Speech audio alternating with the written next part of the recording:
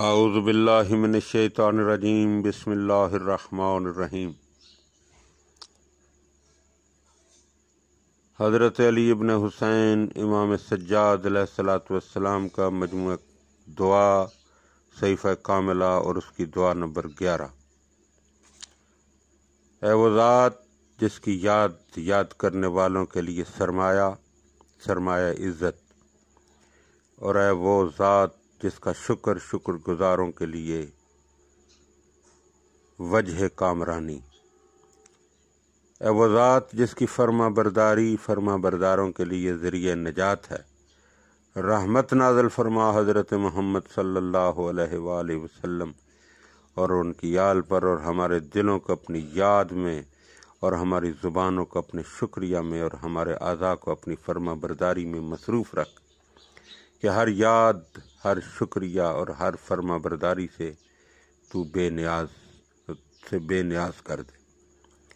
اور اگر تو نے ہماری مصروفیتوں میں کوئی فراغت کا لمحہ رکھا ہے تو اسے سلامتی سے ہم کنار کر، اس طرح کے نتیجہ میں کوئی گناہ دامن گیر نہ ہو اور نہ خستگی رونما ہو، تاکہ برائیوں کو لکھنے والے فرشتے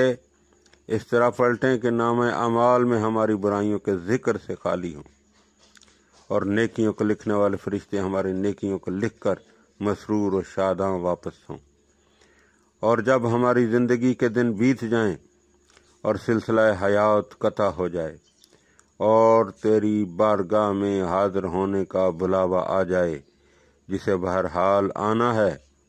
اور جس پر بہر صورت لبیک کہنا ہے، تو محمد صلی اللہ علیہ وآلہ وسلم اور ان کی آل پر رحمت نازل فرما، اور ہمارے کاتبان اعمال ہمارے جن اعمال کا شمار کریں ان میں آخری عمل مقبول توبہ کو قرار دے۔ اس کے بعد ہمارے ان گناہوں اور ہماری ان معصیتوں پر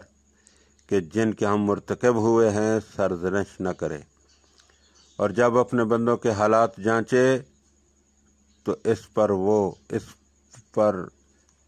اس پردہ کو جو تو نے ہمارے گناہوں پر ڈالا ہے سب کے روبرو چاک نہ کرے۔ بے شک جو تجھے بھلائے تو اس پر مہربانی کرتا ہے، اور جو تجھے پکارے تو اس کی سنتا ہے۔ اللہم صلی علی محمد و آل محمد وعجل فرج آل محمد۔ اللہم عجل لولیک الفرج، اللہم عجل لولیک الفرج، اللہم عجل لولیک الفرج۔